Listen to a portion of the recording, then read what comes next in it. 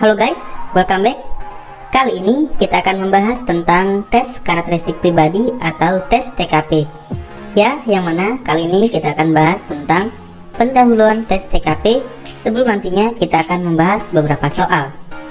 Barangkali selama ini ada dari kita ketika mengerjakan soal-soal TKP, terkadang kita itu nggak puas dengan jawaban yang diberikan. Atau terkadang kita merasa jawaban-jawaban yang diberikan itu kesannya subjektif, atau mungkin jawaban-jawaban yang kita terima itu tanpa disertai dengan alasan. Oleh karena itu, melalui tayangan kali ini kita akan membahas soal-soal TKP menggunakan logika berpikir dan dilandaskan oleh seperangkat aturan-aturan, nilai dasar, ataupun prinsip ASN sebagai profesi. Maka dari itu, di sini kita akan mulai dari sebuah pertanyaan. Tes TKP, jadi diri sendiri atau jadi orang lain? Baiklah, kita lanjut lagi untuk membahas pertanyaan ini. Tes TKP, jadi diri sendiri atau jadi orang lain? Mungkin beberapa dari kita pernah ya mendengar bahwasanya tes TKP itu nggak ada jawaban yang benar salah gitu ya, sehingga jadilah diri sendiri untuk mengerjakannya. Menurut saya itu merupakan pernyataan yang keliru. Karena apa? Karena tes TKP ini punya skor dari 1 sampai dengan 5, sehingga ada yang benar, ada yang salah gitu ya. Ada yang paling tepat, ada yang tidak tepat sama sekali. Oleh karena itu, dalam mengerjakan tes TKP akan salah jika kita hanya melihat dari sisi kepribadian kita aja. Jadi bagaimana dong Kak? Apakah kita harus menjadi orang lain dalam mengerjakan soal-soal TKP?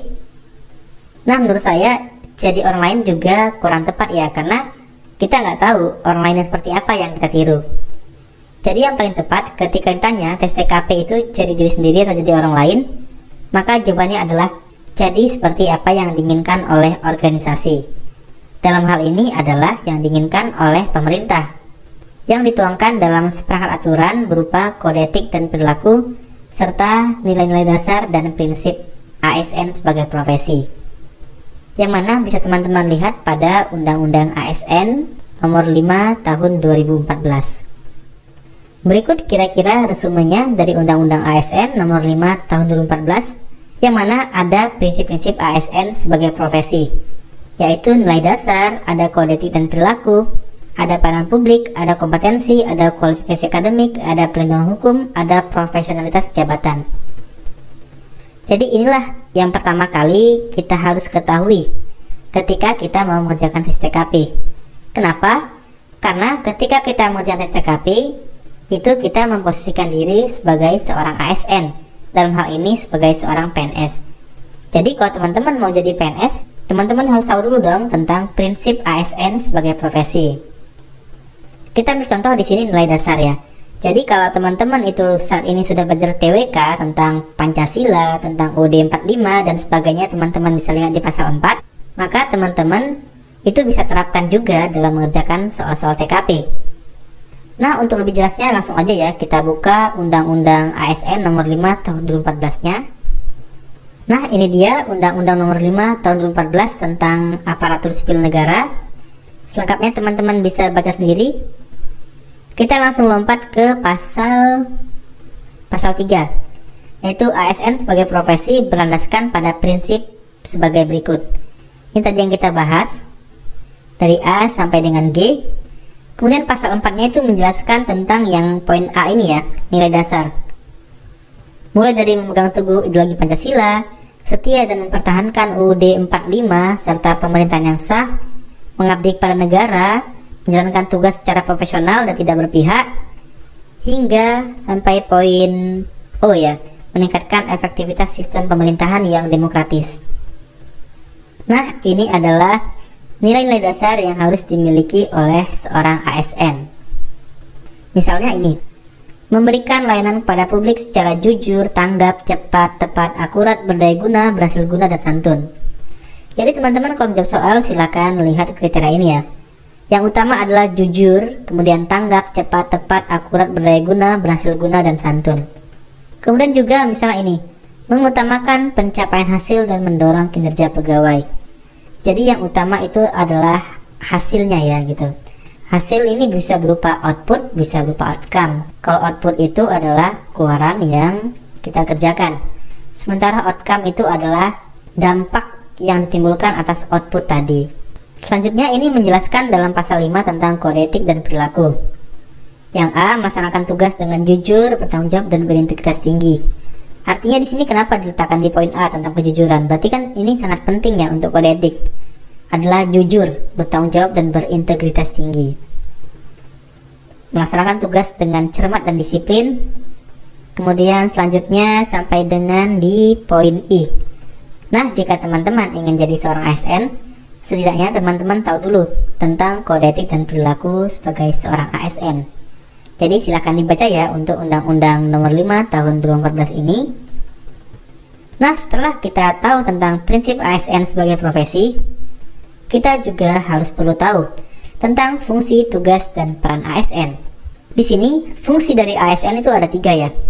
Pertama sebagai pelaksana kebijakan publik, kedua sebagai pelayan publik, dan ketiga adalah perekat dan pemersatu bangsa. Mungkin selama ini kebanyakan dari kita tahunya itu kalau PNS, ASN hanya sebagai pelayan publik aja. Namun ini hanya sepertiga dari fungsi ASN, teman-teman. ASN juga berfungsi sebagai pelaksana kebijakan publik, artinya yang melaksanakan peraturan perundang-undangan, dan juga sebagai perekat dan pemersatu bangsa. Oleh karenanya di sini ASN itu harus netral, nggak boleh ikut partai politik, karena sebagai perannya perekat dan pemersatu bangsa. Terkadang ada muncul di soal mengenai dilema, apakah kita harus mengutamakan pelayanan publik atau kita mengutamakan peraturan perundang-undangan yang berlaku? Karena dari sisi fungsi kita sebagai ASN ini sama-sama seimbang ya. Jadi untuk menjawabnya teman-teman silahkan lihat dulu dari sisi urgensinya. Nah, contoh lainnya mengenai soal-soal TKP yang bisa kita kaitkan dengan fungsi ASN, yaitu fungsi perekat dan pemersatu bangsa. Itu misalnya bentuk-bentuk soal yang kita itu ditempatkan di wilayah terpencil atau wilayah yang jauh ya, atau wilayah yang sama sekali kita belum pernah gitu. Itu merupakan salah satu peran kita sebagai perekat dan pemersatu bangsa. Makanya kalau teman-teman pernah baca syarat untuk menjadi PNS, diantaranya adalah bersedia untuk ditempatkan di mana saja. Nah, itu merupakan salah satu bentuk dari fungsi ASN sebagai perekat dan pemersatu bangsa. Jadi kalau ada soal-soal yang mengatakan kita ditempatkan di mana saja, kita di daerah terpencil lah, dimanapun, daerah konflik, kita harus terima, karena itu memang sudah fungsi kita ya, fungsi sebagai perekat dan pemersatu bangsa. Selain itu juga, peran ASN yaitu sebagai perencana, pelaksana, pengawas penyelenggaraan tugas umum pemerintahan dan pembangunan nasional melalui pelaksanaan kebijakan dan pelayanan publik yang profesional, bebas dari intervensi politik, serta bersih dari praktik KKN. Ini bisa jadi pegangan teman-teman ya ketika mengerjakan soal-soal TKP nanti. Selanjutnya di sini ada juga nilai-nilai dasar aneka. Nilai-nilai dasar ini akan teman-teman dapatkan nanti ketika prajabatan atau pelatihan dasar, yaitu pada masa percobaan jadi CPNS selama 1 tahun. Yang mana aneka ini merupakan singkatan dari akuntabilitas, nasionalisme, etika publik, komitmen mutu, dan anti korupsi. Aneka. Teman-teman bisa baca sendiri nilai-nilai dasarnya. Di sini saya akan coba bahas satu aja, yaitu tentang nasionalisme. Di sini pengertian nasionalisme adalah rela berkorban dan menempatkan persatuan dan kesatuan, kepentingan serta keselamatan bangsa di atas kepentingan pribadi ataupun kepentingan golongan. Jadi intinya lebih penting kepentingan negara dibanding kepentingan pribadi ataupun golongan. Oke, selesai sampai sini dulu untuk teoritisnya. Kita coba bahas soal. Ini soal pertama ya. Ketika rapat penting perusahaan, saat itu Anda menjadi pemimpin rapat. Jika rapat itu gagal, maka perusahaan akan mengalami kerugian besar karena menyangkut kerjasama perusahaan dengan mitra. Dan saat itu Anda mendapatkan kabar dari CS perusahaan bahwa istri atau suami Anda mengalami kecelakaan dan koma. Sikap Anda: A. Menghentikan rapat, B. Menunjuk bawahan untuk menggantikan Anda, C. Mengirim utusan ke rumah sakit, D. Tetap lanjut rapat, atau E. Menunda rapat sampai besok. Sebelum kita menjawabnya, di sini kita coba urai dulu permasalahan yang ada di soal. Di sini masalahnya ada 2. Yang pertama menyangkut tentang perusahaan, yaitu kita menjadi pemimpin rapat. Yang mana kalau rapatnya gagal maka akan mengalami rugi besar. Kemudian masalah kedua adalah masalah pribadi, yang mana saat itu istri atau suami Anda mengalami kecelakaan dan koma. Kalau kita lihat dari nilai-nilai dasar tadi tentang nasionalisme, berarti yang kita utamakan adalah kepentingan kantor ya, kepentingan bersama dulu, kepentingan masyarakat banyak dibanding kepentingan pribadi. Jadi, kalau ada jawaban-jawaban yang tidak mengutamakan yang pertama ini, itu harus kita eliminasi, karena jawabannya melenceng dari konteks soal, atau melenceng dari kata kunci. Yang A, menghentikan rapat, berarti yang A ini kita eliminasi.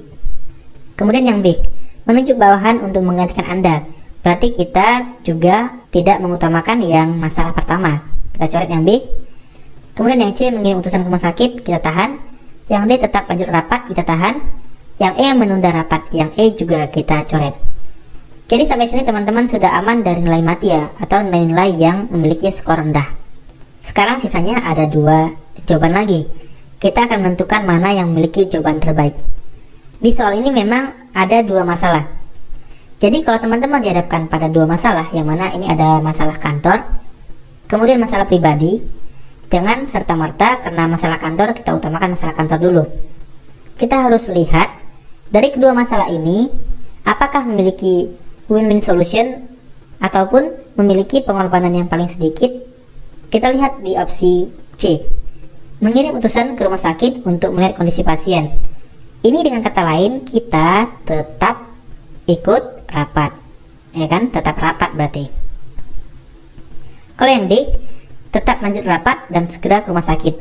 Nah kalau yang D ini, jadi selama kita tetap rapat, kondisi pasien ini nggak ada yang jenguk, karena kita akan datang sendiri setelah rapat selesai. Jadi sangat berisiko ya, karena pengambilan keputusannya itu terlambat. Sementara kalau yang C ini, kita tetap rapat, namun di saat kita tetap rapat itu ada utusan yang mengontrol kondisi pasien, sehingga yang C ini lebih sedikit pengorbanannya dibanding yang D, artinya juga risikonya lebih sedikit. Jadi maka dari itu jawaban yang paling tepat untuk masalah ini adalah C. Baiklah, kita lanjut untuk contoh permasalahan berikutnya. Saya diperintahkan oleh pimpinan untuk melanjutkan studi di provinsi lain atas biaya kantor. Saat ini saya baru saja dikaruniai oleh bayi kembar yang masih membutuhkan perhatian saya. Maka keputusan saya adalah, ini sebenarnya hampir sama dengan soal sebelumnya, yang mana di soal ini ada 2 masalah yang kita hadapi. Masalah pertama adalah kita diperintahkan. Kalau bicara diperintahkan berarti derajatnya lebih tinggi ya dibanding ditawari ataupun diminta.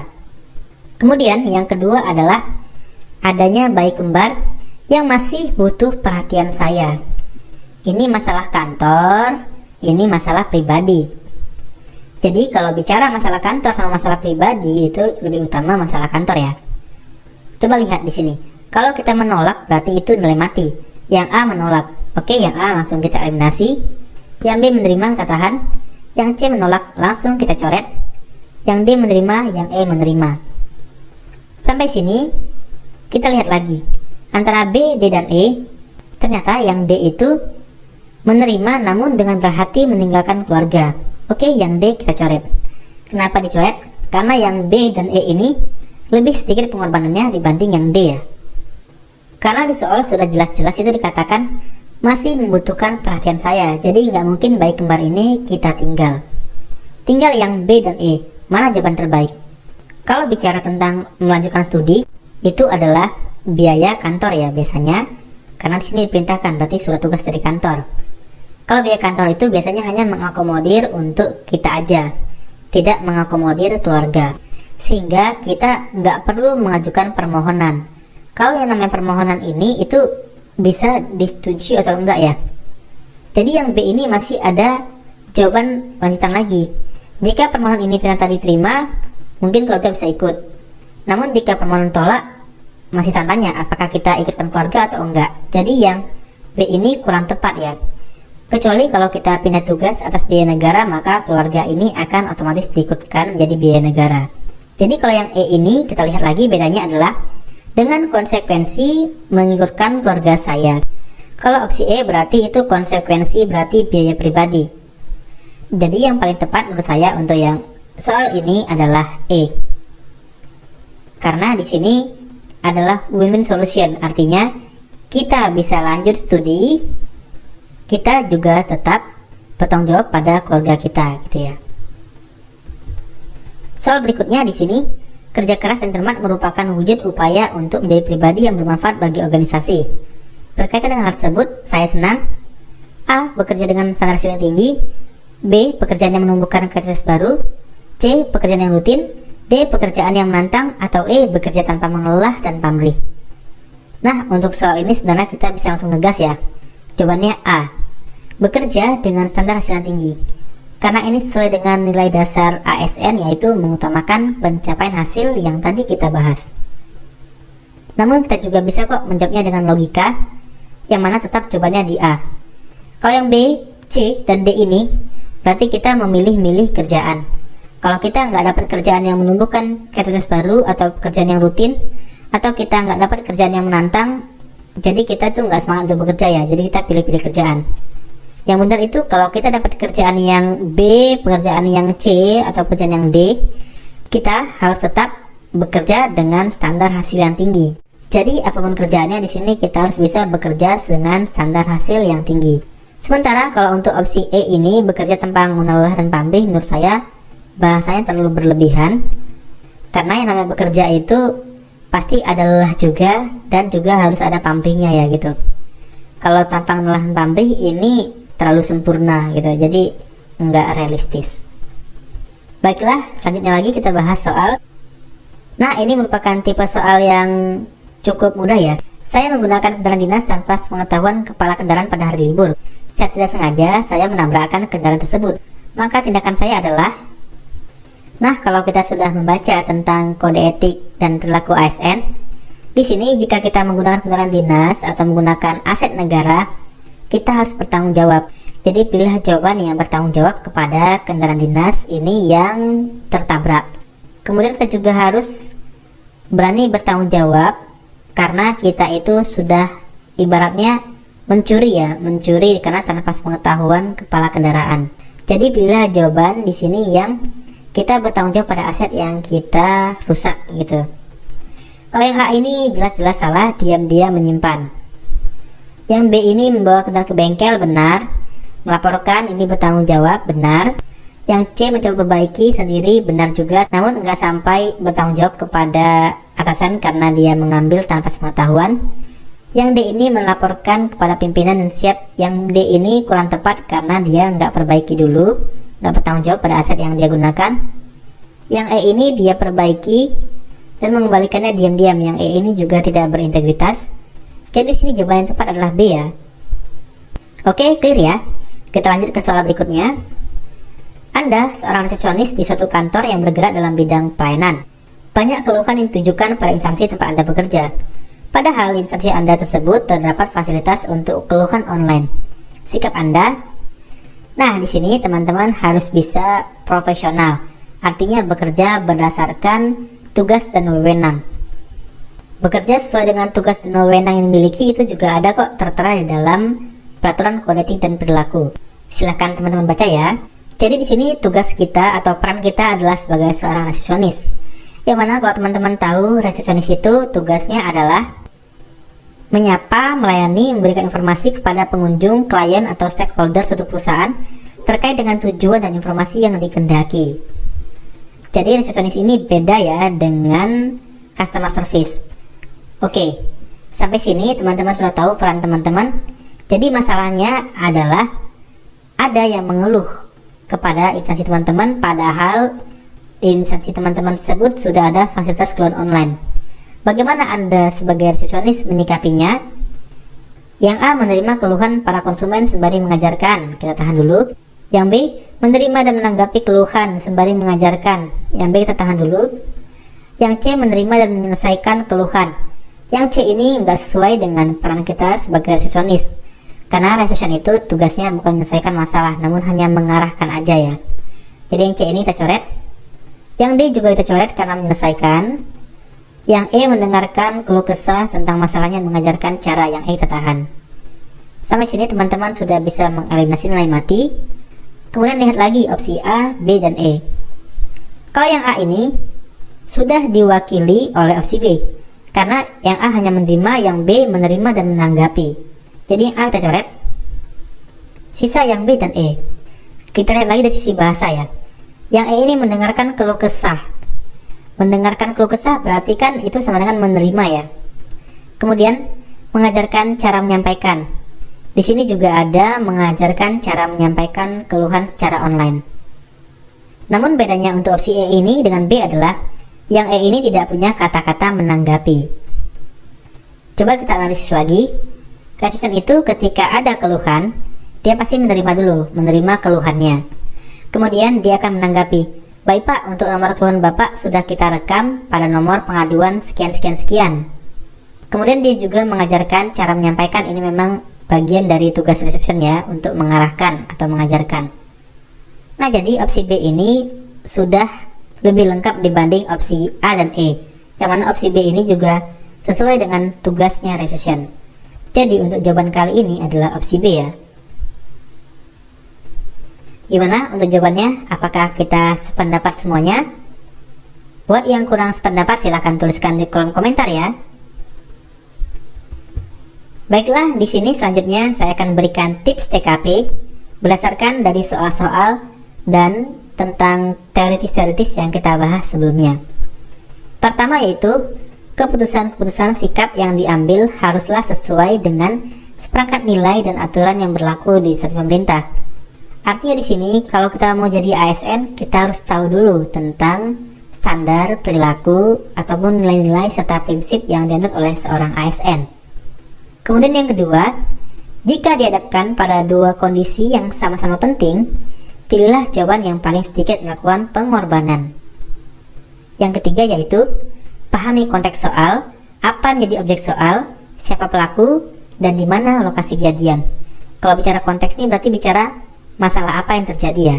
Kemudian bagaimana kita menyikapinya dengan melihat siapa pelakunya, kita sebagai apa, misalnya pelakunya apakah kita ataukah orang lain, siapa objeknya, dan di mana lokasi kejadian. Nah, ini hanya sebagian aja untuk tips TKP. Nanti untuk tips berikutnya akan kita bahas lagi dari soal-soal yang kita temui ya. Oke, selanjutnya di sini kita akan jelaskan sedikit tentang mengapa perlu mempelajari dan mendalami TKP. Pertama, karena memang standar perilaku dan karakter setiap orang itu berbeda-beda. Kondisi wajar dan tidak wajar itu menjadi hal yang relatif.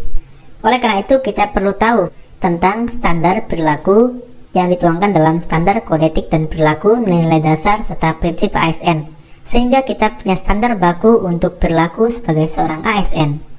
Yang kedua yaitu, soal TKP itu didesain dalam bentuk HORS, yang mana itu HORS itu menuntut kita untuk serba cepat, berpikir tingkat tinggi, jeli, fleksibel, dan selalu berpikir alternatif dalam melayani dan memecahkan suatu permasalahan yang timbul di lingkungan pekerjaan yang serba cepat. Jadi untuk soal-soal HORS ini sebenarnya adalah soal-soal yang panjang dan ribet, bahasanya juga jelimet ya. Sementara waktu yang kita miliki untuk mengerjakan soal-soal itu terbatas. Sehingga di sini kita perlu latihan, perlu banyak-banyak latihan memahami bentuk-bentuk soal HORS, sehingga kita bisa speed reading, membaca cepat, dan bisa mengambil inti permasalahan yang ada di soal, sehingga teman-teman tidak banyak habis waktu ketika mengerjakan soal TKP. Kemudian selanjutnya adalah nilai TKP itu menjadi yang pertama diperhitungkan ketika terjadi skor sama. Yang mana kalau misalnya teman-teman dari SKD mau lanjut ke SKB, terdapat skor yang sama, misalnya teman-teman dapat 400 dan lawan teman-teman juga 400, ada beberapa orang, maka yang diutamakan untuk maju ke SKB adalah yang memiliki skor TKP yang paling tinggi. Gitu, yang tertinggi untuk TKP maka dia yang berhak untuk lanjut ke SKB. Makanya teman-teman perlu mempelajari dan mendalami TKP. Dan menurut saya TKP ini sebenarnya adalah subtes dari SKD yang tidak lebih sulit dibanding TWK dan TIU. Sehingga TKP ini sebenarnya adalah jalan buat teman-teman untuk bisa mendulang nilai, untuk bisa mengkerek skor gitu ketika mengerjakan SKD. Baiklah, mungkin sekian dulu pada tayangan kali ini. Mungkin ini adalah part 1 tentang pendahuluan tes TKP. Untuk part 2 nanti kita akan lanjut bahas tentang aspek, tema, dan hal-hal penting dalam TKP. Di sini kelanjutannya kita akan bahas tentang aspek tema dan hal-hal penting dalam TKP. Ya, sebagaimana yang sudah kita ketahui bersama tentang kisi-kisi terakhir ya, kisi-kisi ataupun tema-tema utama dalam TKP berdasarkan Permen Pan RB nomor 23 tahun 2019, yaitu ada 5. Mulai dari yang pertama, pelayanan publik, kedua, jejaring kerja, ketiga, sosial budaya, keempat, teknologi informasi dan komunikasi, serta yang kelima adalah profesionalisme. Ya, semoga aja nanti jika ada kisi-kisi baru yang keluar tidak jauh berbeda ya dengan kisi-kisi ini. Nah, di sini teman-teman, dalam menjawab TKP, teman-teman harus mengetahui dulu kelima tema-tema utama ini. Apa aja nilai-nilai dasar yang perlu kita ketahui. Karena apa? Karena nanti jika teman-teman menjawab soalnya semakin dekat dengan tema, maka teman-teman akan semakin dekat dengan skor yang maksimal. Sementara jika teman-teman menjawabnya jauh dari tema, maka akan semakin berpeluang mendapatkan skor yang paling rendah. Baiklah, kita mulai dari tema pertama, yaitu pelayanan publik. Nah, kalau bicara tentang pelayanan publik ini sebenarnya adalah, kalau dari kode etik ya, kita tuh mampu memberikan pelayanan yang jujur, cepat, tanggap, akurat, berdaya guna, berhasil guna, santun, dan sebagainya. Nah, di sini pengertiannya dari peraturan ini adalah mampu menampilkan perilaku keramah tamahan. Ini pertama ya. Kemudian dalam bekerja yang efektif, yang kedua, agar bisa memenuhi kebutuhan dan kepuasan. Kepuasan ya, ini orang lain bisa jadi masyarakat, jadi ini yang ketiga. Kemudian sesuai dengan tugas dan wewenang dimiliki, ini keempat. Kita bahas dulu. Pertama, perilaku keramah tamahan. Berarti di sini dalam memberikan pelayanan kita mengutamakan yang baik-baik, yang sopan, yang santun, yang ramah tamah ya, yang mengutamakan diplomatis ya. Jadi kita itu jangan marah-marah, kalau ada yang marah-marah jangan kita balas marah-marah dan sebagainya. Jadi pilihlah jawaban yang menunjukkan keramah tamahan. Walaupun begitu, walaupun kita tetap berusaha untuk ramah, kita harus bisa tetap bekerja yang efektif, teman-teman. Efektif artinya tepat sasaran ya, apa yang ditargetkan bisa tercapai. Kemudian yang tiga, memenuhi kebutuhan dan kepuasan orang lain. Sebenarnya kalau kita bicara tentang kebutuhan atau kepuasan orang lain ini pasti banyak banget ya, apalagi kebutuhan masyarakat yang beragam. Jadi di sini teman-teman jangan pilih jawaban yang kita secara 100% condong kepada apa yang dibutuhkan masyarakat. Contohnya, misalnya teman-teman itu di bagian pelayanan SIM ya. Mungkin ada masyarakat yang butuh SIM-nya cepat, ada yang mau butuh sejam, mungkin ada yang butuh segera, atau mungkin biasa aja ya, butuh sesuai dengan jangka waktu yang ditentukan. Nah, kalau kita ikutin semua maunya mereka, pasti kita yang repot ya, kita yang bingung. Oleh karenanya, kita perlu sesuaikan dengan tugas dan wewenang yang dimiliki.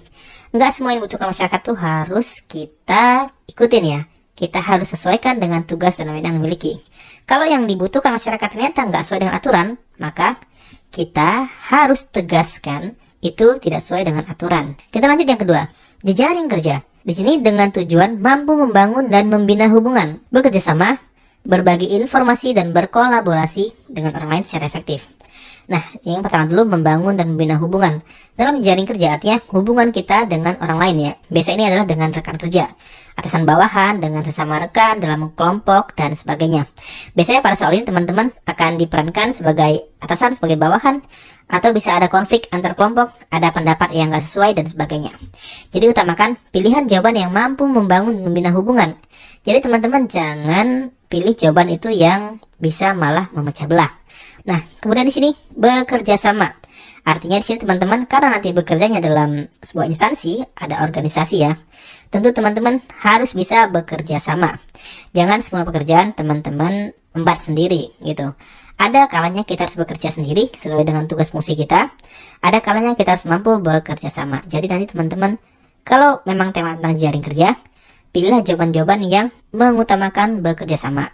Kemudian berbagi informasi dan berkolaborasi, artinya sharing-sharing ya. Jika ada pengetahuan baru yang teman-teman dapatkan, silahkan dibagikan kepada kelompok apabila itu berguna bagi kelompok ataupun organisasi. Dan berkolaborasi ya, artinya di sini kita bekerja bersama-sama dengan orang lain, bisa rekan kerja secara efektif. Tadi efektif itu artinya tepat sasaran. Apa yang ditargetkan dari organisasi itu harus tercapai secara bersama-sama melalui kolaborasi ya.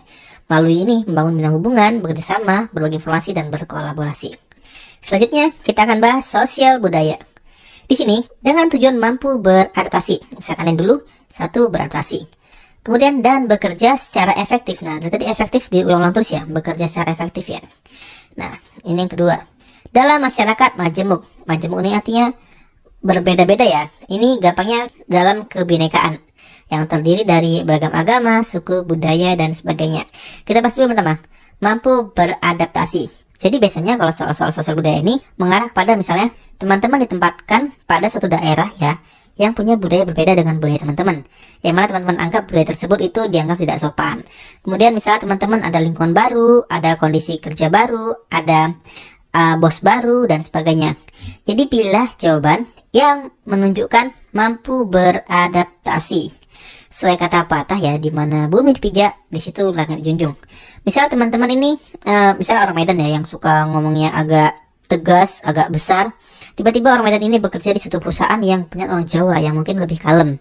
Tentunya orang Medan ini harus bisa menyesuaikan diri ya dengan lingkungan barunya. Jangan memaksakan diri dengan membawa kebudayaan dalam itu, enggak. Kita harus, makanya saya bilang tadi, di mana bumi dipijak, di situ langit dijunjung. Nah, contoh lainnya misalnya teman-teman itu ditempatkan di suatu daerah yang mana di situ ada hal-hal yang dilarang oleh agama. Nah, kalau bicara udah dilarang oleh agama, itu bukan bicara tentang sosial budaya lagi ya, bukan mampu adaptasi lagi. Itu nanti bisa larinya ke profesionalisme juga. Jadi itu ada berkaitan dengan integritas ya. Kalau misalnya ini ada budaya yang ternyata tidak sesuai dengan budaya teman-teman, maka teman-teman harus mampu adaptasi, harus mampu paling tidak menghargai budaya tersebut ya. Tapi jika di soal teman-teman ada budaya yang dilarang oleh agama teman-teman atau dilarang oleh aturan yang lebih tinggi ya, misalnya aturan pemerintah, maka teman-teman harus menolak ya. Jangan mengikuti budaya tersebut, jangan berusaha untuk beradaptasi, karena itu sudah kaitannya dengan integritas, nanti mungkin kaitannya dengan profesionalisme. Jadi sosial budaya ini adalah kaitannya dengan ada lingkungan baru yang tidak sesuai dengan budaya teman-teman gitu ya. Jadi teman-teman harus bisa bagaimana caranya beradaptasi. Gitu. Ini kata kuncinya untuk adaptasi. Kemudian bekerja secara efektif. Artinya teman-teman, seperti tadi ya, ada orang Medan bekerja di banyak masyarakat Jawa, teman-teman harus bisa beradaptasi dan bisa bekerja secara efektif. Jangan karena teman-teman itu beda budaya, beda cara kerja, beda cara berkomunikasi, teman-teman nggak bisa bekerja dalam masyarakat majemuk, dalam kelompok ya. Karena di dunia kerja itu memang banyak banget ya, dari berbagai macam latar belakang ya, sosial budaya. Jadi jangan pilih jawaban yang menunjukkan kita itu nggak mampu beradaptasi. Misalnya teman-teman ketika ada budaya lain yang nggak sesuai, teman-teman pilih jawaban yang mengajarkan budaya teman-teman, budaya yang benar gitu ya, itu sudah salah ya. Jadi kira-kira itu tadi penafsiran dari sosial budaya. Selanjutnya kita akan bahas tentang teknologi informasi dan komunikasi. Di sini menurut pengertiannya adalah mampu memanfaatkan teknologi informasi secara efektif. Nah, efektif lagi teman-teman. Diulang lagi ya, sudah 4 kali ya. Pertama tadi di sini ada pelayan publik bicara tentang efektif. Jejaring kerja bicara tentang efektif. Sosial budaya bicara tentang efektif. TIK bicara tentang efektif untuk meningkatkan kinerja. Nah, jadi nanti biasanya soal-soalnya ada tentang gimana teman-teman itu di kantor ya masih menggunakan cara lama, cara tradisional, dan ada peralihan untuk teknologi baru, maka upayakan yang kita mampu belajar, mampu untuk beralih ya dengan penggunaan teknologi informasi dan komunikasi. Ataupun di sini bisa juga larinya dengan kreatif dan inovatif ya. Ketika ada suatu permasalahan, teman-teman manfaatkan teknologi informasi, misalnya menggunakan modular grafik, membuat perhitungan dengan rumus dan sebagainya, itu akan bisa efektif ya. Tadi efektif meningkatkan kinerja. Lain halnya juga di sini ada kaitannya dengan berita-berita hoax, misalnya bagaimana kita menyikapi berita-berita dengan bijak dan sebagainya. Itu juga bisa dikaitkan dengan teknologi informasi dan komunikasi ya. Walaupun nanti bisa dikaitkan dengan hal-hal lain seperti sosial budaya, tergantung berita hoaxnya tentang apa. Nah, jadi itu tadi adalah tentang teknologi informasi dan komunikasi. Dan yang terakhir kita bahas tentang profesionalisme. Di sini pengertiannya adalah dengan tujuan mampu melaksanakan tugas dan fungsi. Melaksanakan tugas dan fungsi sesuai dengan tuntutan jabatan gitu ya. Jadi ingat, kita tuh bekerja sesuai dengan apa yang ditugaskan aja gitu ya. Jangan kita berinisiatif mengerjakan pekerjaan lain yang ternyata itu di luar wewenang kita. Beda halnya itu kalau kondisinya sedang urgent, butuh segera ya. Jadi kita harus mengambil tindakan. Tindakannya pun harus terukur ya. Misalnya ada perjenjangan, minta izin dulu ke atasan atau sebagainya. Itu bicara tentang profesionalisme. Nah, ini tadi adalah kelima penafsiran dari tema-tema utama TKP berdasarkan Permen RB nomor 23 tahun 2019. Kita lanjut lagi di sini. Nah, mungkin teman-teman sudah pernah ya buat yang CPNS di tahun 2018 ke bawah ya. Ini kan kisi-kisi 2019. Nah, Di sini pasti teman-teman pernah menjumpai tema-tema yang seabrek banyaknya. Mulai dari integritas diri, penghargaan kepada orang lain, kemampuan menggerakkan dan mengkoordinir, kreativitas inovatif, ketekunan, pengendalian diri, adaptasi, bekerja dalam kelompok, hingga orientasi pada pelayanan. Ya. Jadi buat teman-teman yang terutama ya sudah beli buku ataupun punya bank soal tentang tema-tema ini, jangan dibuang. Itu masih bisa teman-teman gunakan untuk belajar tentang TKP ya. Karena apa? Karena sebenarnya yang ke puluhan ini tuh bisa kita sederhanakan dengan tema-tema TKP yang 5 ini, lebih sederhana. Jadi nanti kalau teman-teman jumpa soal-soal yang misalnya tema tentang kreativitas kerja atau tentang semangat berprestasi dan sebagainya, jangan teman-teman abaikan ya. Silakan dipelajari aja soal-soal tersebut karena itu berkaitan dengan tema dari kisi-kisi terakhir ya. Jadi itu yang saya sampaikan di sini. Selanjutnya kita akan bahas hal-hal penting yang harus diperhatikan. Yang pertama, soal TKP itu normalnya dimulai dari soal nomor 66 sampai 100 ya. Ada 35 soal. Jadi teman-teman tahu ya, kalau SKD itu kan terdiri dari 3. Pertama itu TWK. TWK 30 soal. Kemudian TIU 35 soal dan TKP berjumlah 35 soal. Jadi di sini teman-teman kalau melanjut ke TKP dulu ya gitu awal tes, silakan lompat ke nomor 66. Jika teman-teman merasa teman-teman lemah di TKP.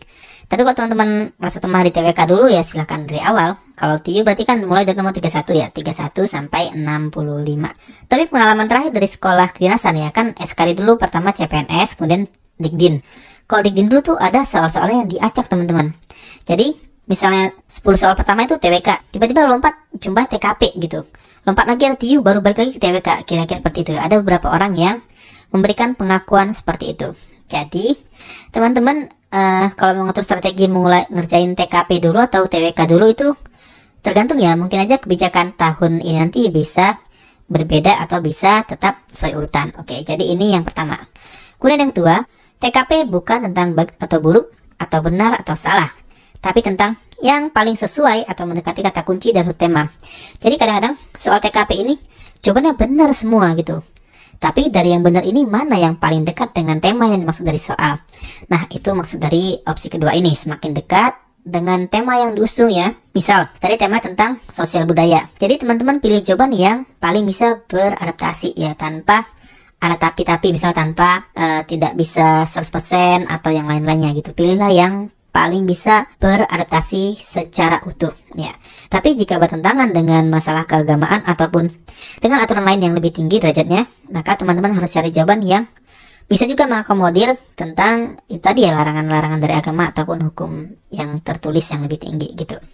Nah itu untuk nomor 2. Kemudian hal penting yang ketiga adalah setiap jawaban yang sesuai atau mendekati dengan tema akan dapat skor 5, sedangkan yang semakin jauh atau tidak sesuai dengan tema akan bernilai 1.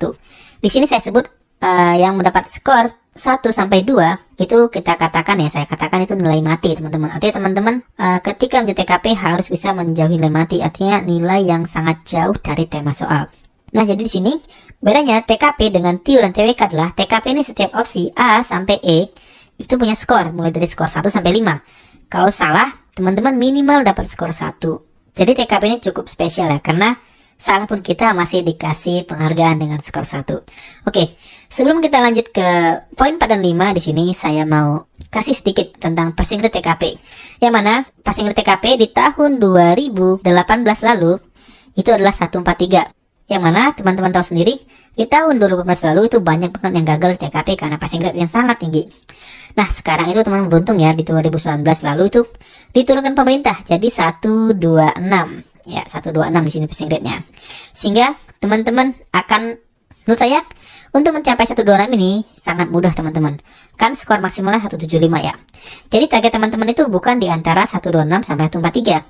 Tapi target teman-teman untuk bisa dapat skor TKP nanti ketika ujian realnya haruslah, ataupun ketika tes gitu ya, ketika tryout haruslah di antara 143 sampai 175.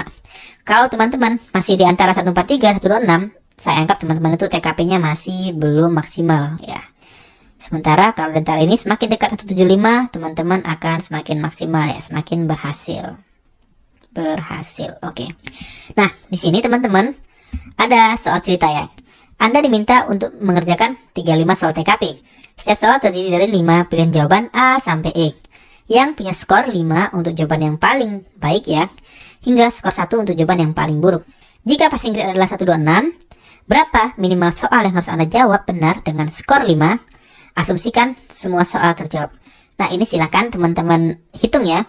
Dan silakan tuliskan di kolom komentar untuk jawabannya. Nanti akan saya buatkan jawabannya di kolom deskripsi. Oke, ini PR teman-teman. Silakan dihitung sambil belajar-belajar Tio ya soal cerita. Baik, kita lanjut lagi tadi untuk yang keempat. Jadi untuk hal-hal penting yang perlu perhatikan adalah baca soal dengan tenang, fokus, dan prioritaskan memilih jawaban yang sesuai dengan realita.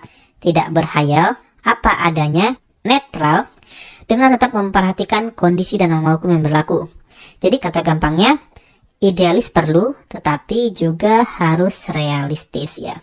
Jadi teman-teman itu terkadang jawaban TKP itu ada yang manis ya, tapi sebenarnya menyesatkan. Jadi kita nanti harus jeli. Sebenarnya apa sih yang ditanya soal, apa sih konteksnya, nanti kita akan bahas ya di contoh soal. Bagaimana idealis perlu tapi harus juga realistis ini. Oke, kita lanjut yang kelima. Jangan ada jawaban yang kosong.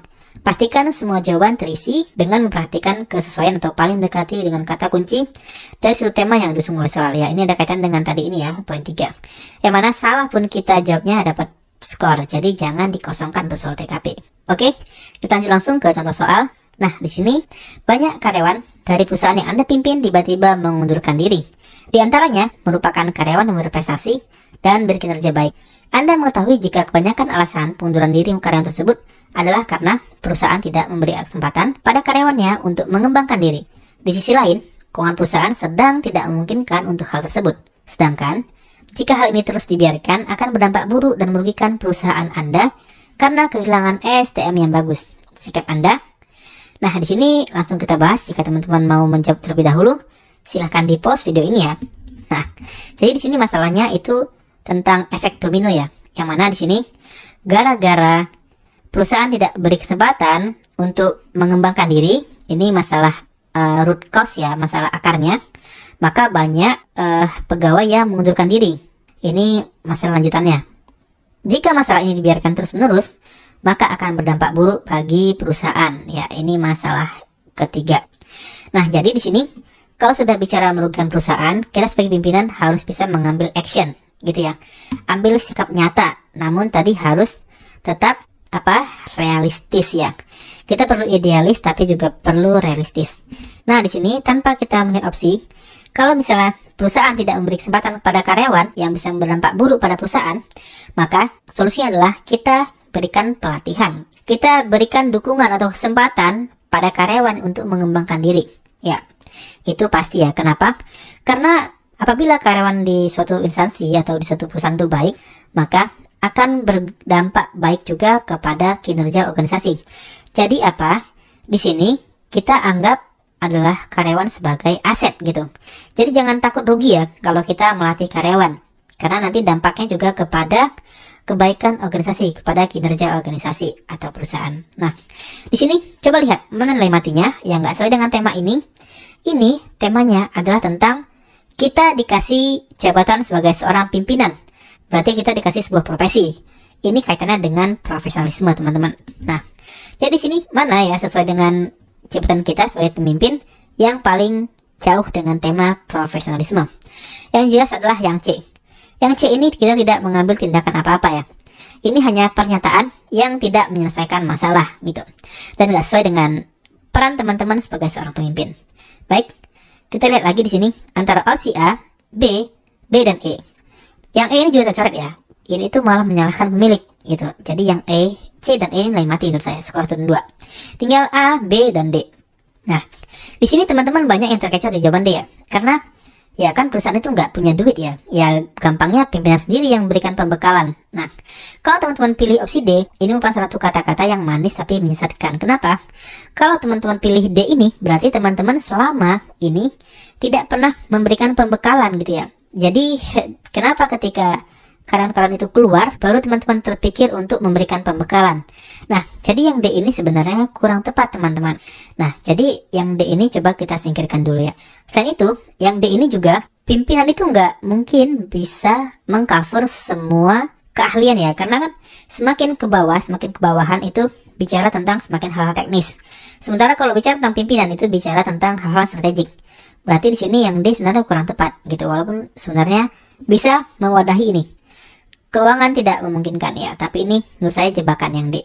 Berarti menunjukkan teman-teman selama ini kepemimpinannya itu kurang baik, kurang kondusif. Nah, antara A dan B, coba lihat. Di sini mana yang paling murah biayanya? Antara seminar kah atau pelatihan? Ya, sudah jelas seminar ya. Jadi di sini tidak apa perusahaan berkorban ya, mungkin bisa dengan cara hutang atau lainnya. Kenapa? Karena jika karyawannya tadi tetap bertahan, maka kondisi perusahaan atau kinerja perusahaan juga akan meningkat. Daripada kita biarkan terus-menerus, maka akan berdampak semakin buruk. Jadi untuk soal ini, jawabannya adalah A. Memberikan karyawan kesempatan untuk mengembangkan diri dengan cara mengikutkan seminar. Baiklah, kita lanjut lagi untuk soal berikutnya. Nah, kematian kasus COVID-19 Indonesia akhir ini selalu tembus rekor baru. Baru-baru ini, datang kabar tetangga Anda yang positif COVID-19 dinyatakan meninggal dunia. Maka, Anda akan... Nah, ini tema soal adalah tentang itu ya, sosial budaya ya. Artinya kita mampu beradaptasi ya dengan kondisi lingkungan yang misalnya ada tetangga yang COVID, gimana kita adaptasinya gitu, gimana kita ada sikap empatinya juga. Nah, di sini berarti nilai matinya kita lihat dulu. Mana yang menunjukkan sikap kita itu tidak bisa adaptasi, kita itu sangat tidak berempati ya. Nah, yang A kita tahan, yang B kita tahan, yang C kita tahan, yang D. Yang D ini tetap bekerja karena tidak terlalu merasa memiliki tanggung jawab. Ini bukan bicara tentang profesionalisme ya, tentang pekerjaan, tapi bicara tentang sosial budaya. Nah, jadi yang D ini nilai mati teman-teman, jangan dipilih. Oke, kita lihat lagi. Kalau nilai mati sudah habis, kita lihat lagi yang sesuai dengan logika. Logikanya, kalau sedang COVID berarti kita tidak bisa langsung berinteraksi ya, apalagi mengurus pemakaman, karena itu harus ada protokol kesehatan dan ada tim khusus biasanya dari pemerintah. Nah, yang A ini benar, meminta izin tidak masuk kerja itu boleh ya, karena ini menyangkut tetangga. Tetapi mengurus pemakaman ini kurang tepat teman-teman, karena kondisi COVID harus bisa adaptasi dengan COVID-19 ini gimana. Yang A ini kita coba singkirkan dulu. Yang B, izin untuk terlambat masuk kerja dan membantu pihak keluarga yang ditinggalkan. Yang B kita tahan. Yang C, masuk kerja seperti biasa dan turut berpartisipasi mengurus kematian tetangga Anda. Oke, ini seolah-olah kita itu mengeduakan ya masalah ketetanggaan ini ya. Itu padahal ini kan bicara tema tentang sosial budaya. Nah, jadi di sini mengurus kematian juga seolah dia tuh nggak punya keluarga lagi. Jadi yang C ini coba kita singkirkan dulu. Karena dibanding dengan B, yang C ini di bawahnya B. Kemudian yang E, menyampaikan ucapan pesan belasungkawa dan memberikan santunan sesuai kemampuan. Nah, antara B dan E, kira-kira mana jawaban terbaiknya? Nah, sebenarnya yang E ini itu ya bisa menyampaikan dengan cara pesan ini bisa banyak ya, bisa secara mungkin mobile dari handphone ya, bisa juga secara langsung. Sementara kalau santunan ini pasti bisa transfer, bisa juga langsung. Nah, jadi sebenarnya antara B dan E ini, kalau B ini sebenarnya sudah bagus, namun karena kondisi COVID ya, pastinya juga harus saling menjaga ini ya, menjaga jarak, menjaga agar tidak menularkan kembali, sehingga mungkin akan interaksinya dibatasi. Sehingga karena yang B ini adalah lebih cocok untuk di masa tidak pandemi, jadi yang B ini kurang tepat di masa pandemi ini. Sehingga yang paling tepat adalah E teman-teman, menyampaikan ucapan belasungkawa dan memberikan santunan sesuai kemampuan. Jadi yang E ya jawaban untuk ini. Yang B ini poin 4-nya teman-teman. Oke, kita lanjut lagi untuk soal berikutnya. Saya adalah seorang lulusan SMK yang saat ini sedang mencari pekerjaan. Beruntungnya, saya memperoleh bantuan dari pemerintah berupa kartu prakerja. Oleh karena itu, seharusnya saya, di sini kira-kira apa ya tema teman-teman? Di sini teman-teman adalah seorang lulusan SMK. SMK ini merupakan sekolah menengah kejuruan ya, bicara tentang kejuruan. Berarti ini juga ada kaitannya dengan profesionalisme. Teman-teman dikasih profesi sebagai seorang anak SMK yang baru lulus gitu ya. Oke. Oleh karena itu seharusnya saya, nah di sini kita lihat dulu nilai matinya mana. Memanfaatkan kesempatan tersebut dengan maksimal untuk memenuhi kebutuhan sehari-hari. Ini sudah jelas salah fungsinya ya. Ini kan mirip ke bansos, bantuan sosial, bukan kepada kartu prakerja. Jadi yang C inilah nilai mati teman-teman. Kita lihat lagi antara A, B, D dan E. Ini merupakan pilihan yang cukup sulit ya. Namun di sini kita gampang banget ya melihat B ini terlalu berlebihan, tidak realistis. Kenapa? Karena mampu menciptakan lapangan kerja baru untuk masyarakat dan manfaat bagi NKRI ya. Ini sebenarnya terlalu muluk-muluk banget ya, tidak realistis. Jadi yang B ini coba kita coret dulu. Tinggal A, D dan E. Nah di sini Kalau kita lihat ya antara A, D, dan E, sebenarnya yang E ini sudah diwakili oleh opsi D. Kenapa? Karena sini menggunakan kartu tersebut untuk meningkatkan skill, itu berkaitan dengan manajemen keahlian ya. Di sini ada tambahan lagi, itu memperkaya wawasan. Yang di sini lebih lengkap. Cuman yang E ini ada kata-kata antusias gitu ya. Namun kalau kita kaitkan dengan SMK yang mana sekolah menengah kejuruan ya, misalnya orang teknik mesin pasti bicara tentang mesin gitu ya. Ada kekhususan, ada spesialisasi. Maka banding dengan E, yang D ini lebih cocok dengan seorang SMK tadi. Kalau yang E ini kan skill aja gitu ya, skillnya nggak tahu ke arah mana. Bisa jadi skillnya itu nggak sesuai dengan kejuruan, ya kan, sayang gitu ya. Sudah lulus SMK gitu, capek-capek sekolah, ternyata skillnya itu yang nggak dimanfaatkan dengan baik. Sehingga antara D dan E, kita pilih D teman-teman ya. Kita coba singkirkan dulu. Nah, tinggal yang A ini, menggunakan hal tersebut dengan bijak agar mudah mencari pekerjaan. Nah, jadi di sini teman-teman, antara A dan E, yang sudah jelas adalah D ya teman-teman. Menajamkan keahlian, ini sudah sangat sesuai dengan lulusan SMK dan memperkaya wawasan. Dengan begitu maka akan lebih mudah dalam bersaing ya, mencari pekerjaan. Jadi yang A ini salahnya kenapa? Karena yang A ini salahnya adalah mencari pekerjaan aja. Sementara yang D ini kita bisa mencari pekerjaan, bisa juga membuat gitu teman-teman. Gitu. Tidak hanya mencari aja, tapi bisa membuat pekerjaan baru. Jadi yang A ini kurang tepatnya di situ ya. Jadi jawabannya D teman-teman, poin 5-nya. Poin 4-nya itu adalah di E sebenarnya. Jadi ini poin 5, E poin 4. Oke, kita lanjut lagi. Aja kita bahas yang ke-6, yaitu tipsnya. Jika terdapat lebih dari satu kata kunci yang sesuai dengan tema, maka pilihlah jawaban. Pertama, kita harus pahami dulu konteks soal, apa yang menjadi objek soal, siapa pelaku, di mana lokasi kejadian soal. Konteks soal ini berarti kita memahami soal secara keseluruhan. Apa yang menjadi masalahnya, kemudian kita jadi siapa di situ ya. Di sini objeknya biasanya kita ya. Kita itu diperankan mungkin sebagai ketua, sebagai anggota, sebagai waiter, sebagai yang bekerja di bidang pelayanan, sebagai kurir dan sebagainya.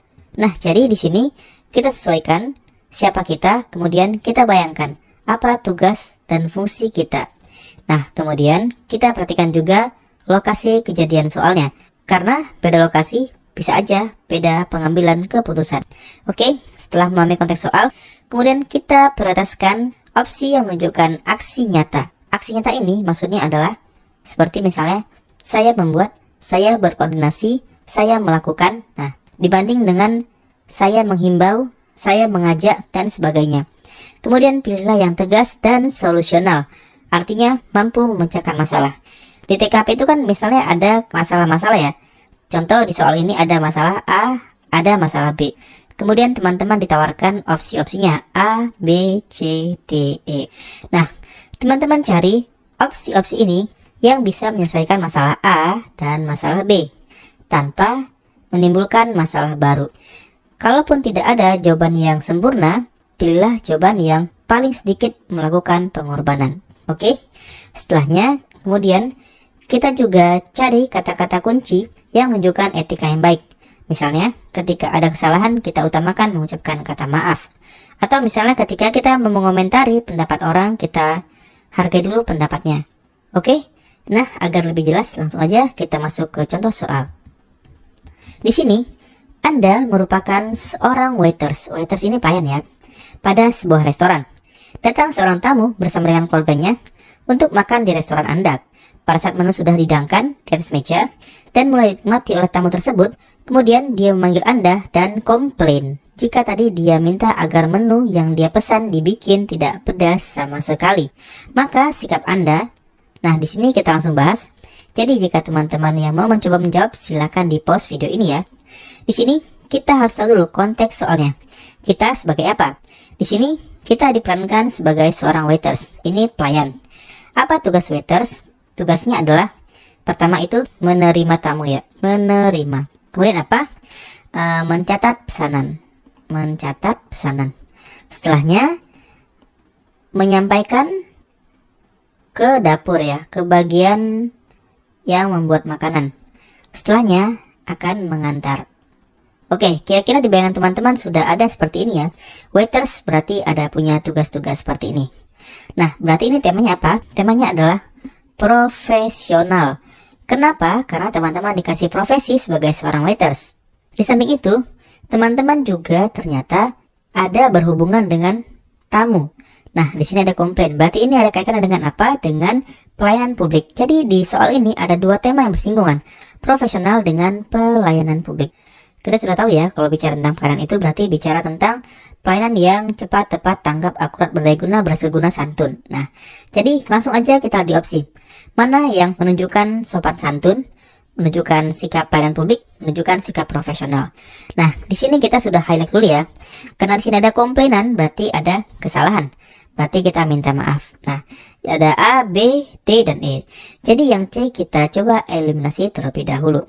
Setelahnya teman-teman lihat lagi di sini. Opsi A, langsung membuatkan menu baru sesuai pesanan. Nah, opsi A ini itu tidak sesuai ya dengan peran sebagai seorang waiters. Yang membuat ini adalah bagian dapur, beda dari tugas kita. Jadi yang A ini adalah nilai mati juga, kita eliminasi. Yang B, minta maaf dan mohon untuk menunggu agar dibuatkan yang baru. Yang B kita tahan. Yang D, minta maaf dan melaporkan pada bagian dapur. Oke, yang D juga ditahan. Yang E, minta maaf dan minta bagian dapur untuk mengganti menu tersebut. Antara B, D, dan E, yang E adalah yang paling rendah skornya. Kenapa? Karena yang E ini, itu kita belum tahu ya salahnya di mana. Ketika ternyata pesanan berbeda, bisa aja salahnya di kita. Kita salah mencatat, di waiters yang salah. Bisa juga di bagian dapur, yang salah memasak atau salah membaca pesanan. Atau juga ketukar gitu ya. Harusnya untuk meja lainnya malah kita kasih di meja yang tamu tadi. Jadi sini banyak salahnya. Yang E ini belum bisa dipastikan kesimpulannya. Oke, jadi di sini tersisa dua opsi ya, antara B dan D. Di sini kebanyakan teman-teman mungkin akan menjawab yang D ya. Nah, tapi coba kita lihat lagi di sini. Ini soal bicara tentang tidak hanya profesional, ya karena kesannya yang D ini kita lapor dulu ya untuk mencari tahu kesalahannya, ya. Betul, tetapi teman-teman bayangkan sebagai seorang tamu, yang mana kita harus memberikan pelayanan yang cepat, tanggap, berdaya guna, berhasil guna, santun, dan sebagainya. Di sini yang dibutuhkan oleh seorang customer atau seorang tamu adalah mendapat kepastian. Kalau di sini makanannya adalah tidak pedas sama sekali, ternyata yang kita kirim adalah pedas, atau yang kita antar adalah pedas, tidak mungkin bisa dimodifikasi agar tidak pedas ya. Artinya harus dibuat baru gitu ya. Mau siapapun yang salah, mau salah waiters, mau salah dapur, atau mau salah yang manapun, yang penting adalah tamu mendapat kejelasan terkait pesanannya yang benar gitu ya.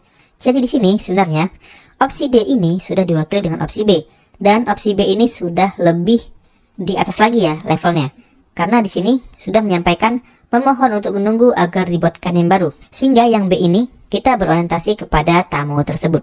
Tamu merasa dihargai, tamu merasa diberi kepastian ya. Sementara yang D ini kesannya aneh ya kalau kita di kondisi nyata. Ketika ada salah pesanan, kita minta maaf, kemudian kita langsung pergi aja ke bagian dapur melapor gitu ya.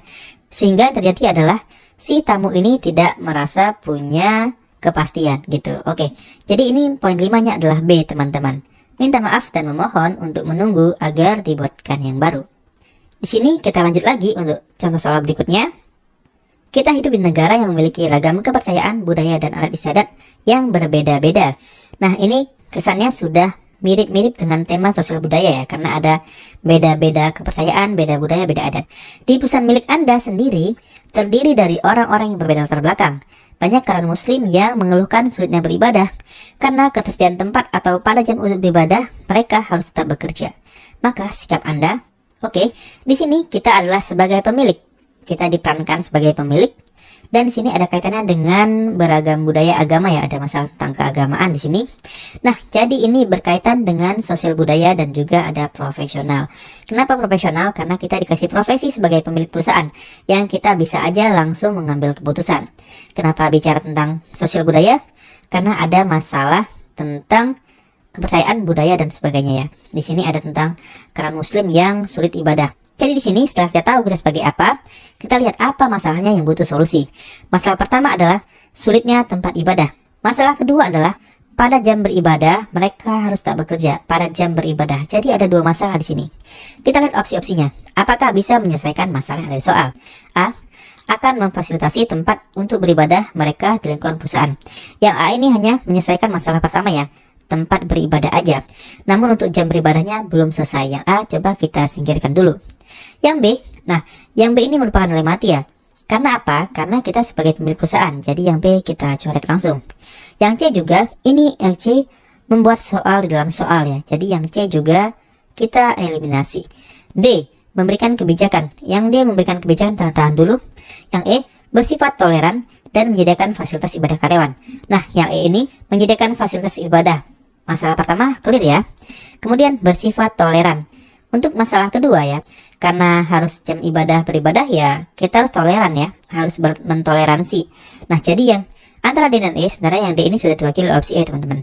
Sehingga sudah tepat jawabannya adalah E ya, bersifat toleran dan menyediakan fasilitas ibadah karyawan. Baiklah, kita lanjut untuk soal berikutnya. Anda adalah seorang auditor internal pemerintah di Inspektorat X. Anda ditugaskan untuk melakukan cleansing data atau pembersihan data yang diterima dari Dinas Sosial dan menemukan bukti adanya penerima ganda bantuan sosial per kepala keluarga. Padahal hal ini tidak dibolehkan secara aturan. Maka nah di sini Anda tugasnya adalah sebagai seorang auditor, yang mana tugasnya adalah melakukan audit, evaluasi, review, pemantauan, dan sebagainya. Nah, teman-teman ditugaskan untuk melakukan cleansing data. Ditugaskan, berarti teman-teman ini ada atasan yang memberikan penugasan. Kemudian setelah teman-teman melakukan cleansing data, teman-teman nemu ini, ada temuan tentang penerima ganda yang tidak diperbolehkan secara aturan. Maka di sini teman-teman, karena ada atasan, utamakan pilihlah jawaban yang berjenjang. Artinya di sini ketika kita ditugaskan, berarti kita harus lapor dulu kepada atasan. Karena di sini peran kita hanya sebagai seorang anggota tim ya, anggota tim yang punya atasan lagi. Jadi kita hanya mengerjakan sejauh apa yang ditugaskan aja. Di sini kita hanya ditugaskan untuk melakukan cleansing data. Kemudian kita menemukan adanya bukti penerimaan ganda yang tidak dibolehkan secara aturan. Oleh karenanya kita pilih jawaban yang melapor dulu kepada atasan. Ya, di sini jawabannya adalah opsi B teman-teman. Melaporkan teman ini kepada atasan. Nah, kita coba lihat lagi ya. Yang A ini melakukan verifikasi dan validasi data-data penerima ganda di lapangan. Yang A ini adalah menambah masalah atau menambah soal lagi. Di soal tidak dibahas tentang verifikasi. Nah, yang C berkoordinasi. Nah, yang C ini kita tidak bisa langsung berkoordinasi ya, karena kita hanya ditugaskan untuk melakukan cleansing data aja. Nanti dari hasil cleansing data itu, apakah kita diminta untuk koordinasi atau tidak, atau malah atasan langsung. Nah, itu kan bisa beda lagi ya kondisinya. Jadi yang C ini sebenarnya adalah urutan setelah yang B ini teman-teman. Yang D juga, yang punya database ini adalah Dinas Sosial. Jadi yang berhak untuk melakukan perbaikan adalah Dinas Sosial. Kita hanya memberikan rekomendasi aja atau memberikan hasil evaluasi ya. Nah, ini juga urutan dari B tadi ya. Yang E ini tidak sesuai dengan konteks soal. Maka jawabannya adalah B ya.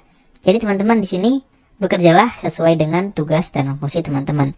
Jangan coba langkahi yang bukan wewenang teman-teman. Oke, clear ya? Nah, di sini sebelum kita lanjut ke tips berikutnya atau hal-hal penting berikutnya, saya mau jelaskan sedikit tentang BISA CPNS. Ini adalah BISA CPNS, merupakan website belajar CPNS yang menurut saya mirip-mirip dengan website belajar CPNS di bawah 100.000 lainnya, seperti Ayo CPNS, Sahabat CPNS, Jadi CPNS, dan lain-lain. Nah, di sini teman-teman, apa sih isi dari BISA CPNS ini? Dan apa bedanya dengan website pendahulunya? Baiklah, langsung aja kita login. Nah, ini merupakan tampilan awal dari BISA CPNS, yang mana pada tampilan muka ini ada informasi harian. Isinya mungkin tentang informasi tentang PNS, ada P3K, ada giveaway, ada kabar-kabar ya tentang skema uang pensiun, ada tentang kata mutiara, kemudian ada tentang jabatan struktural fungsional, ada juga di sini tentang update materi ya, dan sebagainya, bisa lihat sendiri info-infonya. Ada kata mutiara juga di sini yang akan memotivasi. Nah, secara umum BISA CPNS ini terdiri dari materi. Karena kita bahas materi TKP, kita buka yang TKP ya. Kita ambil contoh di sini misalnya yang profesional dan mungkin pelayanan publik. Nah, di sini materi profesional adalah mampu menyelesaikan tugas dengan terpuji, tuntas sesuai dengan kompetensi atau keahlian dan berintegritas untuk mencapai hasil prima melalui kerjasama. Tidak menunda, tidak telat mengerjakan, dan cepat menyelesaikan secara akurat sesuai tugas fungsi wewenang yang dimiliki atau semangat untuk menjadi yang terbaik atau belajar menjadi yang terbaik. Ya, ini kira-kira pengertiannya ya dari bisa CPNS. Di sini juga ada dijelaskan tentang ciri-ciri dalam soal. Misalnya, di soal itu ada tentang perintah mengerjakan pekerjaan, sedang atau akan rapat, sedang membaca, menyiram bunga, buru-buru rapat, ditugaskan keluar daerah, lalu ada gangguan yang menghalangi kita. Ada yang kolega ingin curhat, nanya alamat rumah, anak kecil menangis, dan sebagainya. Dan di sisi kanan tabel ini ada bicara tentang sikap-sikap yang diharapkan. Misalnya, yang A, melaksanakan tugas dengan baik sesuai dengan sasaran kerja yang ditetapkan. Tetaplah berusaha menjadi yang nomor 1 atau terbaik, atau paling tidak 3 dari yang terbaik. Milikilah selalu semangat untuk berprestasi. Bertutur kata, tidak sopan, dan sebagainya. Di sini ada cukup banyak juga ya sikap-sikap yang diharapkan. Dan di bawah ada contoh pembahasan soal. Ini untuk profesionalisme. Kemudian untuk materi pelayanan publik di sini tujuannya adalah mampu memberikan pelayanan yang profesional, responsif, tepat sasaran, terbuka, tepat waktu, taat aturan, dan adil, serta tidak diskriminatif sesuai dengan tugas dan wewenang yang dimiliki. Ya, sama seperti tadi yang profesional, ada ciri-ciri soalnya, misalnya ada kalimat sedang memberikan pelayanan kepada masyarakat. Contoh, kalian sudah bekerja dengan baik tapi masih ada pelanggan yang protes. Sudah jelaskan namun tidak paham. Sudah diminta berbaris rapi tapi tidak diindahkan, dan sebagainya. Ada unsur-unsur emosi ya, ada uji kesabaran juga, berarti itu bicara tentang pelayanan publik. Ada dilema memberikan pelayanan publik atau melaksanakan tugas penting, dan sebagainya. Di sini ada sikap yang diharapkan. Bisa teman-teman baca sendiri, dan ada contoh-contoh soalnya. Nah, ini untuk materi. Selain itu bisa CPNS juga ada kitab rahasia, ada latihan soal, ada tryout akbar, dan segera ada forum diskusi dan tanya expert ya. Nah, di sini latihan soalnya sama ya, mirip-mirip CPNS. Ini ada 15 soal, 15 menit teman-teman. Nah, kemudian di sini untuk tryout, saat ini ada 4 tryout. Info-infonya dari ownernya ada katanya menambah yang kelima, namun nanti akan ditambah di tryout akbar ini. Nah, di sini saya juga disampaikan bahwasannya ini paling tidak per 2 minggu akan update soal-soal tryoutnya, dan ada pembahasannya ya. Kita ambil contoh di sini, saya coba-coba kemarin yang tryout 1. Di sini ngasal ya saya buatnya aja sehingga tidak lulus. Dimana di sini TWK kan passing grade 65, skornya 40. TIU 80, skor saya 75, TKP 126, skor 110 ya. Jadi skor total 225. Di sini juga ada statistik ya. Jadi teman-teman cara bacanya gini. Ini kalau misalnya semakin dekat dengan yang biru tua, yang atas ini, berarti ini akan semakin bagus ya skor kita. Tapi kalau semakin ke bawah ya, jika persentasenya semakin mendekati sebelah kiri ini, maka kita perlu belajar lagi gitu. Di sini juga ada dalam bentuk pie chart dan ada pembahasan soalnya.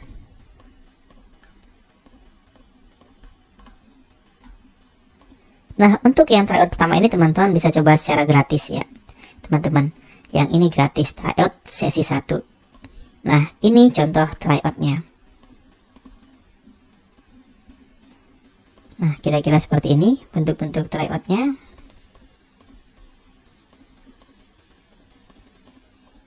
Nah, dan jika teman-teman ada masalah, teman-teman juga bisa langsung chat di sini ya. Langsung chat di websitenya. Kira-kira mau masalah apa, nanti akan dijawab oleh customer service-nya. Oke. Dan juga di sini ada tryout akbar, namun saat ini masih kosong ya, belum ada tryoutnya. Dan akan segera ada forum diskusi. Ya, karena belum ada, jadi saya belum bisa menjelaskan apa-apa. Ini merupakan sebuah website yang menurut saya tergolong baru, namun soal-soalnya cukup fresh dan update teman-teman. Ya, semoga aja di sini bisa selalu update ya, bisa CPNS sesuai dengan apa yang disampaikan oleh pemiliknya. Ya, kira-kira seperti itu. Teman-teman di sini bisa coba gratis kok. Linknya ada di deskripsi video ini ya, silakan aja dicoba. Dan juga info-infonya, bisa CPNS ini akan segera hadir dalam bentuk aplikasi Android. Ya, nanti jika ada update akan saya infokan teman-teman. Jadi, teman-teman silahkan lihat aja di deskripsi video ini tentang rekomendasi saya untuk belajar CPNS. Oke, kalau gitu kita lanjut lagi untuk pembahasan soalnya. Di sini ada hal-hal penting yang nomor 7. Jeli dalam membaca dan memahami makna soal. Contoh, untuk mencapai tujuan yang saya harapkan, saya akan, di sini pasti teman-teman sudah jelas akan mencoret B, C, dan D. Akan ada dilema antara A dan E. Ya, di sini coba kita lihat lagi di soal untuk mencapai tujuan yang saya harapkan. Berarti sudah ada tujuannya. Berarti kalau yang E ini dengan target yang jelas, berarti ini kan sebenarnya kata pelengkap aja yang sebenarnya kalau kita hapus juga punya makna yang sama. Tujuan sudah ada. Jadi kita gimana mencapainya? Apakah berusaha sekeras-kerasnya atau berusaha sesuai kemampuan? Ya, jadi jawaban paling tepat adalah yang A ya. Berusaha sekeras-kerasnya. Nah, ini contoh soalnya. Kemudian kita coba uji kejelian teman-teman dalam menjawab soal berikut ini. Tingkat mabuk-mabukan saat ini sudah sangat memprihatinkan. Pemerintah dalam hal ini perlu memberikan perhatian ekstra. Menurut Anda adalah? Nah, kira-kira apa jawabannya? Di sini kita lihat dulu ya. Yang ditanya apa? Kita di sini sebagai apa ya?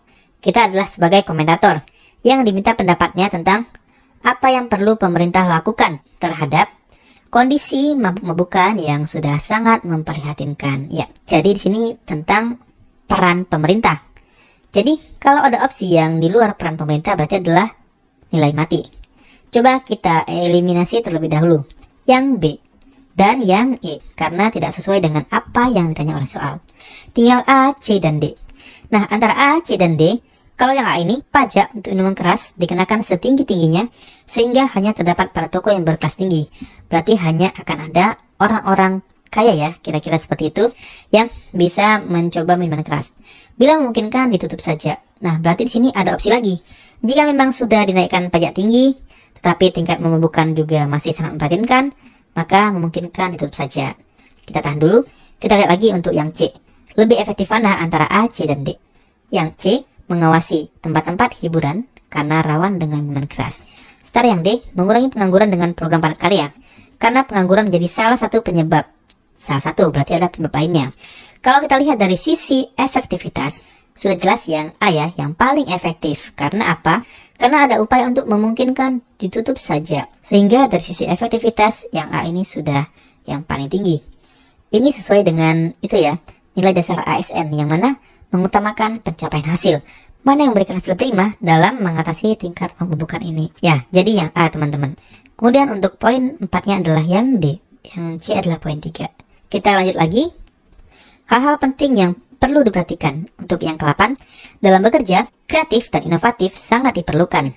Namun lebih utama adalah kualitas dari outcome yang dihasilkan. Dan integritas atau kejujuran.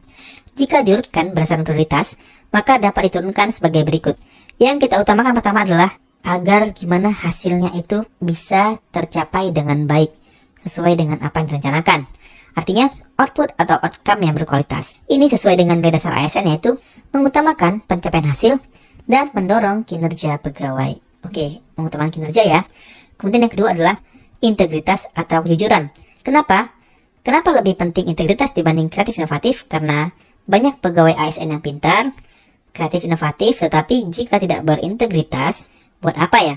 Maka nanti KKN bisa semakin berkembang. Jadi ini yang kedua.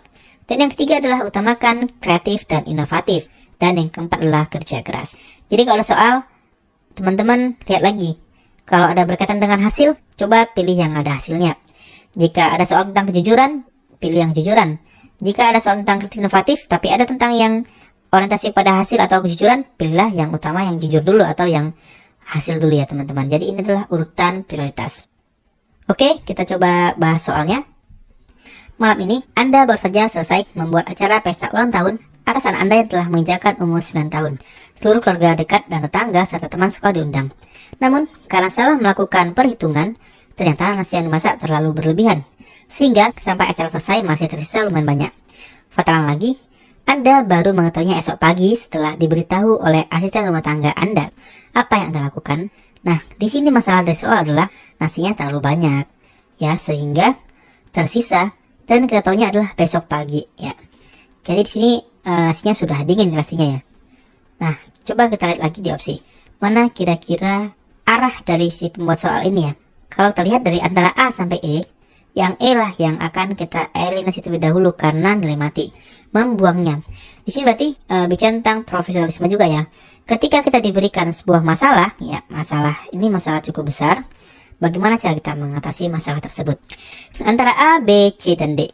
A dan C ini sebenarnya mirip-mirip ya. Bedanya apa? Satu dibagi ke panti asuhan, atau lagi dibagi kepada tetangga. Tapi kalau kita pikir, nasinya sudah dingin. Kalau kita bagikan kepada panti asuhan atau tetangga, pastilah mereka juga tidak terlalu merasa bermanfaat ya atas pemberian nasi dingin tersebut. Coba kita lihat opsi B dan D. Yang D ini mungkin akan lebih bermakna. Kenapa? Karena kita beri kepada peternak ayam. Ada sisi kita berdonasi namun lebih tepat sasaran ya, menyumbangkan.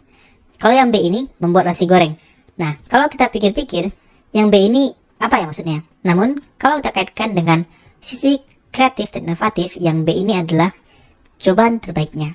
Sebenarnya, jawaban terbaiknya adalah membuat nasi goreng, kemudian apa?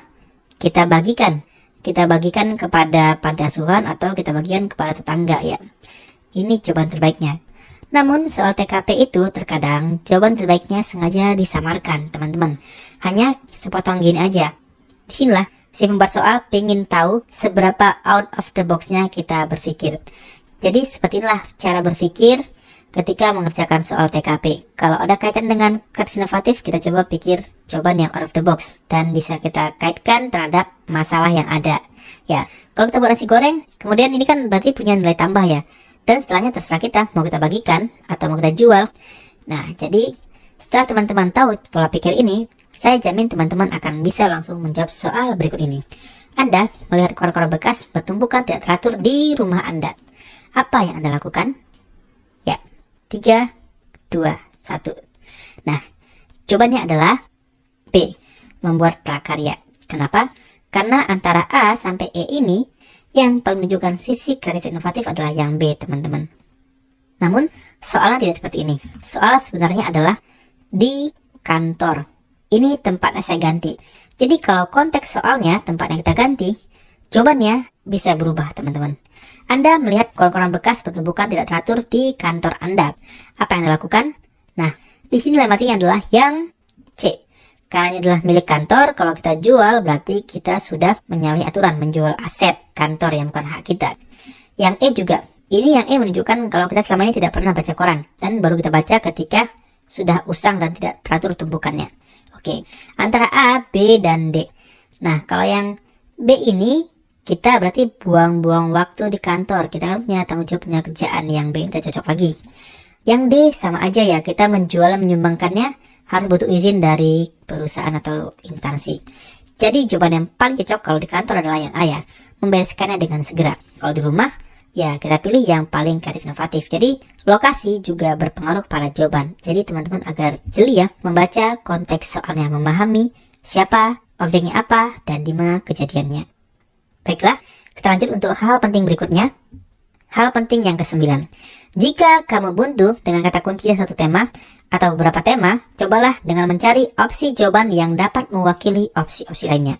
Contoh, saya akan pergi keluar kota dengan menumpang pesawat terbang. Bawaan yang harus saya siapkan adalah di sini antara A, B, C, dan E. Yang pertama kali kita eliminasi adalah yang D. Kenapa? Karena D ini tidak sesuai dengan konteks soal. Yang tanya adalah bawaan yang dipersiapkan, tapi yang D ini bicara tentang cek ulang pada bawaan, nggak nyambung. Kemudian antara A, B, C, dan E, yang E adalah yang kita eliminasi kedua. Kenapa? Karena yang E ini dibanding yang lainnya itu lebih rendah nilainya. Tinggal A, B, dan C. Yang A ini kesana umum ya, yang B dan C ini khusus. Kita pahami dulu yang A. Barang secukupnya agar tidak mempersulit. Kalau bicara secukupnya berarti tidak lebih, tidak kurang. Berarti sesuai dengan kebutuhan. Berarti barang yang sesuai dengan kebutuhan agar tidak sulit naik ataupun turun pesawat. Nah, yang B, jika bentuknya oleh-oleh harus bukan pecah belah. Tiket handphone, dompet, keperluan penting lainnya dipersiapkan 4 jam sebelum berangkat. Atau yang C, membawa bawaan sebisanya asal semua barang tertulis sama nama, nomor handphone, dan alamat jelasnya. Jadi, yang A ini sudah bisa mewakili jawaban B ataupun C, teman-teman. Ya, jadi jika kita buntu, coba cari jawaban yang bisa mewakili jawaban lainnya. Jadi sini jika buntu ya, tapi teman-teman coba urutkan dengan memahami konteks soal dulu. Gitu. Baiklah, kita lanjut untuk soal berikutnya. Sebagai seorang insinyur di sebuah proyek membangun jembatan, Anda dihadapkan pada masalah besar yang membutuhkan pertimbangan matang. Karena ternyata desain perencanaan baru keliru, padahal kekeliruan tersebut berdampak pada penyelesaian pekerjaan yang terlambat. Bagaimana Anda menyelesaikan permasalahan besar tersebut? Nah, di sini kita adalah sebagai seorang insinyur. Berarti kita bisa mengambil action atas masalah ini. Nah, kita lihat di sini ya. Opsi A, B, C, D, dan E. Mana yang dilewati teman-teman? Yang B ya. Meski memerlukan waktu yang lama. Karena sini kan butuh penyelesaian agar tidak terlambat di sini. Jadi yang B ini tidak menyelesaikan masalah. Kita lihat lagi ya. Kalau yang E ini berarti sama dengan kita membuat masalah baru. Mengusulkan lokasi jembatan baru karena suatu tanah tidak memungkinkan. Ini kan membuat soal dalam soal. Yang E kita eliminasi. Tinggal A, C, dan D. Yang A bisa, yang C bisa, yang D bisa. Nah, di sini yang tanya adalah bagaimana Anda menyelesaikan masalah tersebut. Nah, di sini yang A itu sebenarnya sudah bisa mewakili opsi C dan D. Yang penting adalah caranya yang paling efektif efisien. Bisa dengan cara bantu rekan ahli, bisa buat desain rencana baru, atau bisa digabungkan kedua-duanya. Yang penting apa? Cara desainnya adalah yang paling efektif dan efisien agar tidak terlambat pekerjaannya. Oke ya? Kita lanjut lagi untuk soal berikutnya. Anda adalah seorang PNS yang juga memiliki pekerjaan sampingan yaitu sebagai selebgram. Anda punya banyak follower, namun juga banyak jadi haters Anda. Setiap postingan Anda selalu diwarnai dengan pujian-pujian dan juga beberapa sangat aktif mengkritik Anda. Bagaimana Anda menanggapi komentar-komentar tersebut? Nah, di sini temanya adalah profesional, karena teman-teman punya profesi lain selain PNS yaitu selebgram ya. Di sini ada masalah tentang komentar ya. Jadi bagaimana kita menanggapi komentar tentang komentar puji-pujian atau komentar yang kritik-kritikan. Ya, kita lihat di opsi sini. Yang A. Yang A ini adalah tidak sesuai dengan apa yang tanya. Karena yang tanya adalah bagaimana cara menanggapi komentar. Yang A ini tidak bicara tentang komentar. Yang A kita coret. Yang B bersikap terbuka. Tahan. Yang C mengucapkan terima kasih atas segala komentar yang disampaikan dan menerima setiap komentar yang baik. Yang C ini sebenarnya hanya menerima komentar yang baik aja ya. Beda ya. Dan menerima setiap komentar dengan baik. Kalau bicara dengan baik, itu beda ya maknanya dengan setiap komentar yang baik. Jadi yang C ini coba kita eliminasi dulu. Yang D, menjadikan hal tersebut, hal apa? Yaitu tentang kritik ataupun pujian. Sebagai masukan, agar jadi pribadi yang lebih baik lagi. Yang D kita tahan. Yang E, saya siap menerima kritikan. Dan saya jadikan kritikan sebagai bahan evaluasi. Nah, yang E ini sebenarnya kan kurang tepat, kurang lengkap ya. Kenapa? Karena kan yang ditanya adalah komentar-komentar. Ada komentar baik, ada komentar buruk, ada puji-pujian, ada kritikan. Yang E ini hanya bahas tentang kritikan, tidak bahas tentang puji-pujian. Yang E ini sebenarnya tidak lebih cepat daripada D. Ya, yang E ini tercoret. Tadi yang B kita tahan ya. Yang B ini bersifat terbuka. Yang B ini hanya bersifat terbuka aja. Silakan yang mau komentar, silakan mau kritik, silakan mau memuji, silakan gitu ya. Namun tidak tahu lagi actionnya. Jadi jawaban yang paling tepat adalah yang D teman-teman. Menjadikan hal tersebut yang mana tentang puji-pujian ataupun kritikan ya. Yang penting komentar-komentar apa aja sebagai masukan. Dan tujuan akhir jelas di sini, orientasi pada hasil. Menjadi pribadi yang lebih baik lagi. Jadi kalau kita lihat ini adalah poin 5 yang D. Poin 4-nya mana? Yang E teman-teman. Oke, clear ya. Kita lanjut lagi. Untuk hal penting lainnya yang ke-10. Manfaatkan waktu sebaik mungkin. Usahakan jangan terlalu sering baca soal berulang-ulang. Latih kebiasaan membaca dan menarik inti permasalahan dengan cepat. Di sini ada ya seseorang yang nanya kepada saya, Kak, gimana sih cara menjawab TKP dengan cepat dan cara baca soalnya gitu, cara tahu inti soalnya dengan cepat. Nah, kalau seperti itu saya juga susah ya menjawabnya. Kenapa? Karena di sini ala bisa karena biasa gitu. Jadi buat teman-teman yang baru mau belajar, saran saya jangan dulu berpikir untuk cara cepatnya. Tapi fokuslah bagaimana bisa memahami konteks soal, bisa tahu tema-tema soal, bisa tahu jawaban terbaiknya ya, bisa tahu win-win solutionnya gitu.